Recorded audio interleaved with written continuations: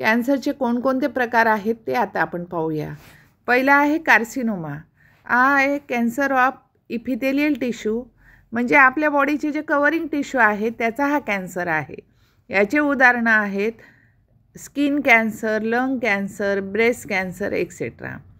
आता दुसरा आहे सार्कोमा। सार्कोमा म्हणजे कॅन्सर ऑफ कनेक्टिव्ह टिश्यू। आपल्या शरीरात बोन, कार्टिलेज हे कनेक्टिव्ह टिश्यू आहे आणि याचा कॅन्सर जो असतो त्याला म्हटलं जातं सार्कोमा।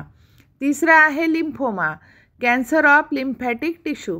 आपल्या शरीरात जे लिम्फ नोड असतात त्याच्यामध्ये जो कॅन्सर तयार होतो त्याला म्हणतात लिम्फोमा। नंतरचा आहे ल्युकेमिया, ज्याला आपण म्हणतो ब्लड कॅन्सर।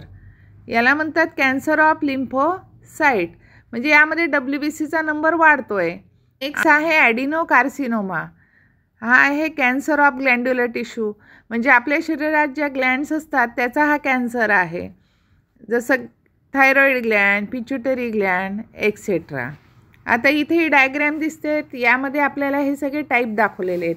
पहिला carcinoma, cancer of epithelial tissue. दुसरा आहे sarcoma, cancer of connective tissue. तिसरा आहे इथं ॲडिशनल एक टाईप दिला myeloma, cancer of plasma sale.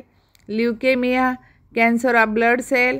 नंतर आहे लिम्फोमा, जो लिम्फॉइड टिश्यूचा कॅन्सर आहे, जसं की स्प्लीनचा कॅन्सर। आणि नंतरचा आहे मिक्स टाईप, जो वेगवेगळ्या टिश्यूमध्ये ओरिजिनेट होतो आहे।